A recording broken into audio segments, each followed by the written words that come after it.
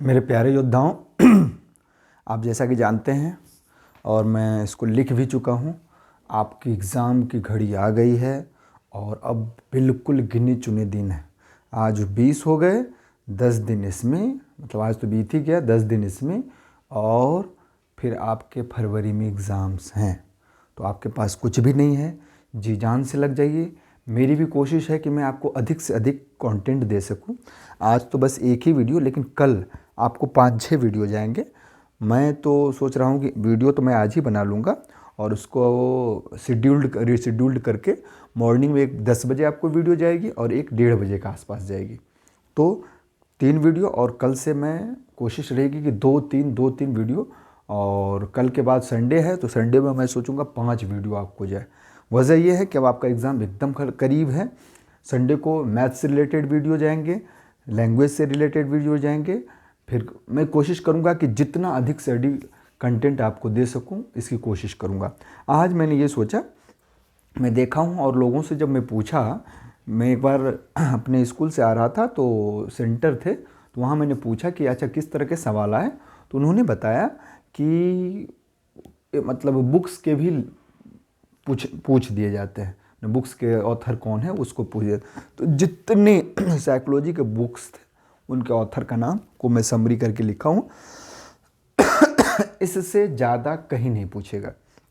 इस पे अच्छे से आप ध्यान देंगे और मेरी कोशिश रहेगी कि आपको अधिक से अधिक कंटेंट प्रोवाइड करा सकूं। सबसे पहले मैं आपको बताया था कि 60 क्वेश्चंस जो आपके हैं सीडीपी से और 60 लैंग्वेज से, ये 120 आपका महत्वपूर्ण योगदान करेगा आपके सफलता में। इसलिए इस पे मेरा फोकस ज़्यादा रहेगा। वैसे मैं कंप्यूटर से और जीएस से भी आपको क्वेश्चंस दूंगा, करंट से दूंगा, ताकि आपको कम दिक्कत हो। लेकिन हमारा विशेष टारगेट रहेगा यही लैंग्वेज और उसके बाद आपका सीडीपी। ठीक है, तो हम देरी न करते हुए, क्योंकि आपके पास ऐसे ही समय नहीं है, और खूब जी जान से जुट जाइए। 1 महीना आप नहीं सोएंगे, कम सोएंगे, तब भी कोई दिक्कत नहीं है। और यदि आप तरल पदार्थ ज़्यादा लेंगे और फाइबर ज़्यादा लेंगे तो आपको नींद कम आएगी, आपका एनर्जी लेवल भी बढ़ना रहेगा और आपकी पढ़ाई भी होगी। कोशिश करिए कि सुबह आप जब उठते हैं तो गर्म पानी में नींबू डाल के ज़रूर पीजिए। आपका मेटाबॉलिज्म की क्रिया को तो बढ़ाएगा ही, आपके बॉडी को टॉक्सिक, आपके जितने भी टॉक्सिन्स हैं वो सबको बाहर निकालें। तो हम लोग आते हैं प्रश्न पे, है क्या कि आउटलाइन साइकोलॉजी, ये विलियम मैकडोनल ने लिखा था। क्योंकि मैं इसलिए इसकी विवेचना करने में तो हट जाता, आप स्क्रीनशॉट ले लेते, उसको पढ़ लेते, लेकिन इसी दौरान आप स्क्रीनशॉट जरूर लें। और साथ ही इसको मैं बोलूँगा ताकि यदि इसकी स्पेलिंग में कोई संपूर्ण तो होता नहीं है, तो स्पेलिंग में यदि कोई गलती हो, कुछ हो, तो मैं इसके प्रोनाउंसिएशन से आपको पता चल जाएगा यही प्रश्न। एक बार मैं हट जाता हूँ, इसका स्क्रीनशॉट आप लें और उसके बाद मैं पूछता रहूँगा, बताता रहूँगा। चलिए अब देखते हैं। आउटलाइन साइकोलॉजी विलियम मैकडोनल ने लिखा था। Principle of psychology William James लिखे थे। इंटरप्रिटेशन ऑफ ड्रीम्स, ड्रीम से रिलेटेड जितने भी होगा सिगमंड फ्राइड ने लिखा था। कल हमने विवेचना भी इनकी की थी। उसके बाद हिंदू साइकोलॉजी अखिलानंद ने लिखा था। Childhood and society in India, वो जो थे वो सुधीर कक्कड़ थे, उन्होंने लिखा था। कक्कड़ भी कह सकते हैं, कक्कड़ भी कह सकते हैं। फिर द टीचर हेल्थ, टर्मन और भी अच्छा लिखे थे किताब, और तो इसको मैं 2 बार लिख दिया हूँ, तो कोई कंफ्यूज होने की बात नहीं है, एक ही बात है। द टीचर हेल्थ टर्मन लिखा था। Social learning and personality development Bandura और वाल्टर्स ने लिखा था। उसके बाद है स्कूल ऑफ एफिशिएंसी, जॉन कॉमेसियस ने लिखा था। Principle of gestalt psychology kofta ने लिखा था। The behaviour of organism Skinner.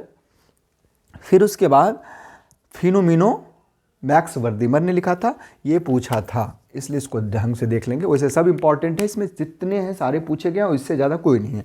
फिर उसके बाद purpose behaviour in animal and man, Tolman ने लिखा था। मेंटल फैटिगो, अल्फ्रेड बीने ने लिखा था। फिर social foundation of thought and action, Albert Bandura ने लिखा था। बंडूरा ज़्यादा लिखा है, इसलिए बंडूरा के जितने भी हैं, चाहे social learning and personality development Bandura Walters लिखे थे, चाहे ये और एक और मैं बताऊंगा, ये सारे बंडूरा को अच्छे से आप पढ़ लेंगे। फिर social foundation of thought and action Albert Bandura. Primary mental abilities जो है थर्स्टन लिखे थे। एमाइल, और एमाइल एक उनकी पुस्तक भी है। और एजुकेशन, ऑन एजुकेशन जो है वो रूसो ने लिखा था। फिर चाइल्ड साइकोलॉजी जो है स्किनर एंड हरमन, ये भी प्रायः पूछा जाता है, इसलिए इसको देख लेंगे। फिर है अनुभववाद, वो जॉन लॉक। व्यवहारवाद वाटसन, जिसको बिहेवियरिज्म बोलते हैं। गेस्टाल्ट साइकोलॉजी कोहलर जो थे गेस्टाल्ट साइकोलॉजी के जनक थे, इसलिए इसको भी नहीं भूलना है। यदि पूछ देगा कि कोहलर क्या थे, तो गेस्टाल्ट साइकोलॉजी के गेस्टाल्टवाद के जनक थे, उसे गेस्टाल्ट साइकोलॉजी कोहलर लिखे थे। फील्ड थ्योरी एंड लर्निंग, ये कुर्ट लैबिन लिखे थे।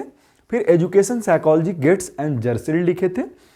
फिर language and thought of the child Jean पियाजे ने लिखा था, ये बहुत ही इंपॉर्टेंट है। फिर देखिए ये इंपॉर्टेंट है, इसको मैं स्टार कर देता हूँ। फिर the taxonomy of education objectives, इसकी बहुत ज़्यादा भूमिका है आजकल के दौरान में, तो ये डॉक्टर ब्लूम ने लिखा था। फिर the school and society John Dewey ने लिखा था। डीबी भी कहते हैं, ड्यूबी भी कहते हैं, एक ही बात है।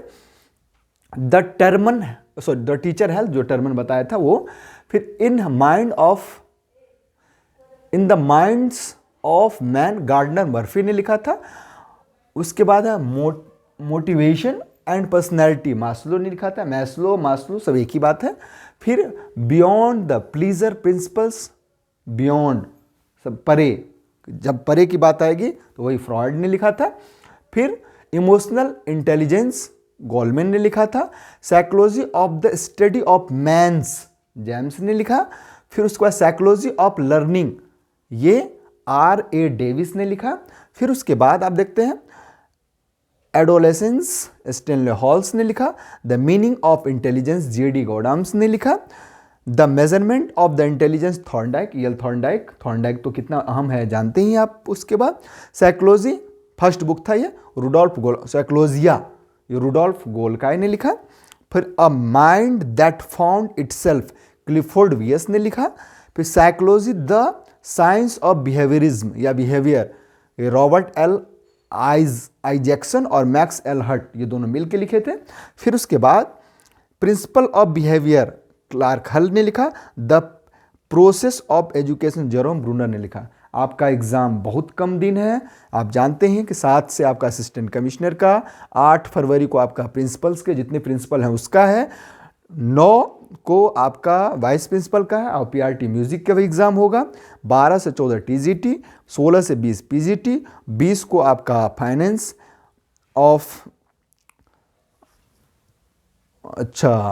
एग्जीक्यूटिव का, फाइनेंस ऑफ ऑफिसर का, फिर एग्जीक्यूटिव इंजीनियरिंग का, सिविल का, फिर हिंदी ट्रांसलेटर का, 21 से 28 PRT का है। PRT पे हमको अच्छे से ध्यान देना है, इसकी सबसे ज़्यादा सीटें हैं। उसके बाद 5 को है जूनियर सेक्रेटरीट के असिस्टेंट का, स्टेनोग्राफर का भी 5 को ही है। 6 को है लाइब्रेरियन का और असिस्टेंट सेक्शन ऑफिसर का, और सीनियर सेक्रेटरीट असिस्टेंट का। तो आपका एग्ज़ाम ज़्यादा बहुत ही नज़दीक है, अच्छे से जाए। हाँ, मैं आपको जैसा बताया था, तो मैं सोचा कि कुछ न कुछ इसमें ऐड कर दूं, जगह हमारे पास था। तो IQ का सूत्र किसने दिया था? स्टर्न ने लिया था। बुद्धि लब्धि की सबसे पहले बात किसने की थी? टर्मन ने की थी। फिर से मैं बता रहा हूँ, बुद्धि लब्धि की बात सबसे पहले किसने की थी? IQ का, इंटेलिजेंट क्वांटिटी, वो टर्मन। और सूत्र किसने दिया था? स्टर्न। सूत्र भी कभी कभी पूछ देता है। IQ बराबर होता है मानसिक आयु बत्ते वास्तविक आयु इंटू 100। किसका? टर्मन ने बुद्धि की जो सारणी दी थी वो देखा, उन्होंने दिया था 140 है, 140 प्लस है तो वो है प्रतिभाशाली, जो कि पूरे विश्व में मात्र 2% होते हैं। 120 से 139 अतिश्रेष्ठ या प्रखर बुद्धि। फिर आप देख रहे हैं 110 से 119 श्रेष्ठ या तीव्र बुद्धि वाले। फिर 90 से 109 जो सामान्य बुद्धि, जो 50% या उससे ज़्यादा है।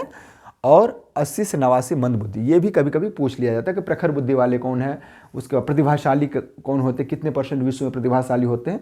लेकिन और सबसे ज़्यादा पूछे जाते हैं ये सवाल, IQ क्या होता है? तो मानसिक आयु बटे वास्तविक आयु गुना 100। तो ये छोटा सा वीडियो है, लेकिन आपके लिए बहुत ही महत्वपूर्ण है। 1 या 2 प्रश्न आ सकते हैं। जो फंसाने वाला प्रश्न होता है इसी से आएंगे, इसको अच्छे से पढ़ डालेंगे और अपने खाने में फाइबर का ज़्यादा से ज़्यादा यूज करें। और कुछ दिन नहीं खाएंगे अच्छा चीज़, मसालेदार चीज़, तब भी आप जीवित रहेंगे और मन से पढ़ेंगे। और कोई उपाय नहीं है। मेरी कोशिश रहेगी अधिक से अधिक वीडियो डालूं और इसको आप ज़रूर पढ़ेंगे, क्योंकि इससे 1 या 2 सवाल ज़रूर रहेंगे। Do your best always.